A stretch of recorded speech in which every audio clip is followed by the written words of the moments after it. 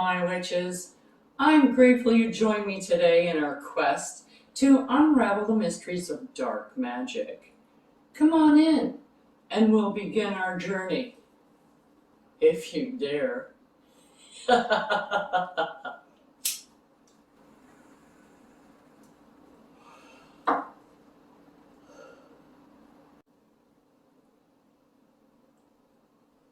This is a friendly warning to those witches, regardless of your experience, that working with these types of energies can be more challenging and personally draining on your own energy. The deities, as well, on this side of the fence, tend to be a bit more demanding and less forgiving. So I urge you now to do your research if you should be using a deity, as you should with any deity that you use, regardless of what pantheon you're taking them from.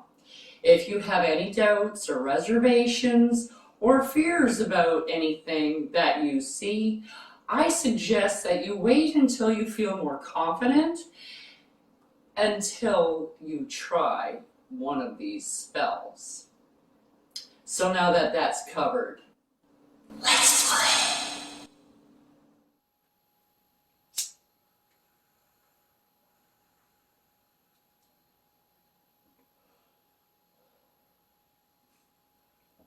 Welcome, my witches. I'm so grateful you've returned for this spell. Gonna finish up this curse, Nightshade Curse. Today we've got our Damnation Oil, which we have made previously, and our Nightshade Powder Mix, a white candle, and I've already started the incense going, which is the Nightshade Powder Mix, and I'm going to use this for my candle, like that, but this here I'm going to use for my candle in the oil. You also need a scribing tool. And on the candle, you're going to scribe the name of the person that you're cursing. So their name, like their full name, if you have it, like their first and their last, first, middle, and last name, and their birthday would be great to inscribe on here. If you're using like a pillar candle, you can use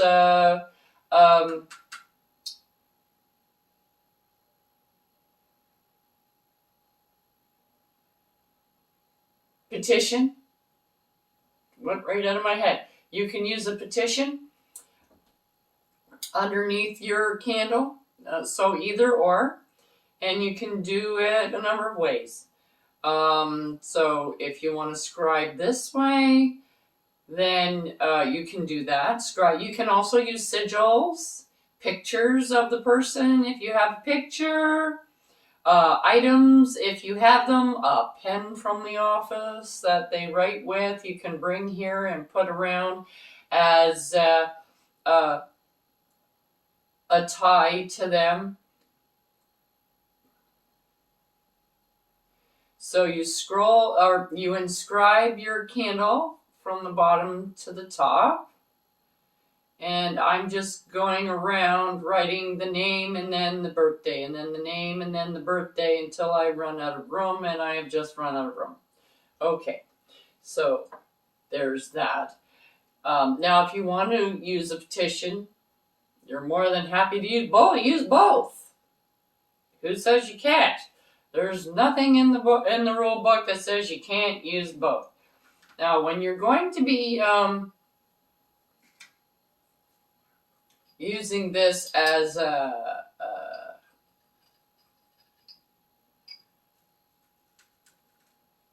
dressing for your candle, try and get the powdery stuff. It sticks to the candle much better, and then you don't have so much of this stuff falling off. And it just works a whole lot better. So if you can get the big clumps and stuff out, like that, and then I spread it out. Now you take the oil, And I'm just going to put it in my hands, my fingers like this.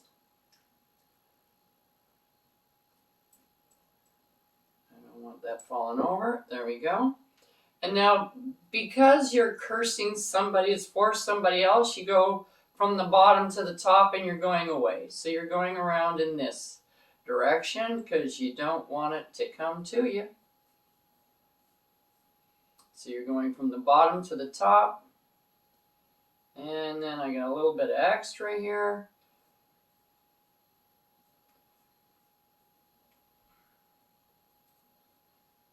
Okay. And then you just roll it in this stuff. And if you push, you can hear it crunching.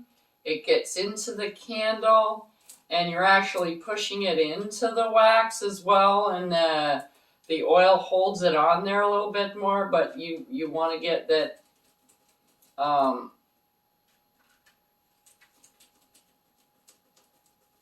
as much as you can, but you don't want it caked on.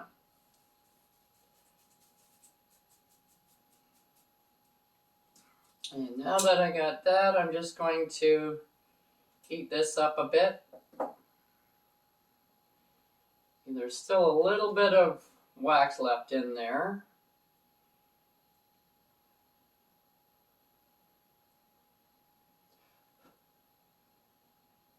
And we're just going to put this in here. This is going to be, and then all of this that didn't fit on my candle can definitely go around the outside. There we go. So we got a bunch of nightshade. I got it all over my fingers.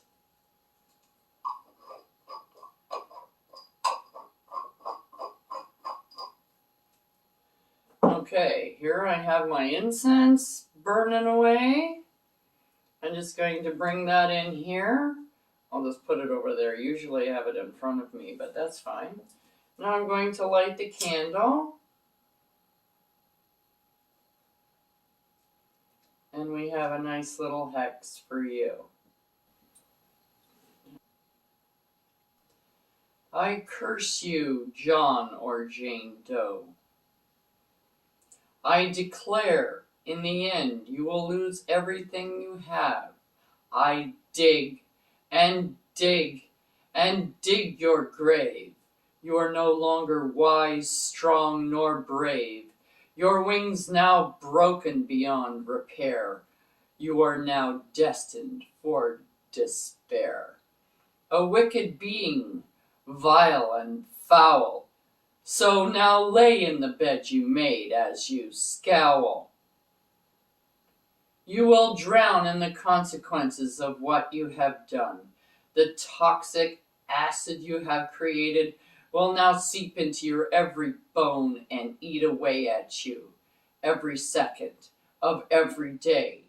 Confusion, darkness, and helplessness overwhelms you. You will not, shall not, cannot ever break free. When you think of doing harm to anyone else, you will feel 1,000 knives stabbing into your brain, leaving you breathless and powerless, sobbing in pain, until all the joy from your life is taken from you and you are left with nothing. Your life is now full of rot and poisonous gifts, of broken dreams and tangled bits. There is no way out. You have no escape. You are sealed to your own toxic fate. I wish you all the worst, you contemptible fool. With this curse I put onto your life, until the end of your days, you shall suffer in strife. As I will, so mote it be.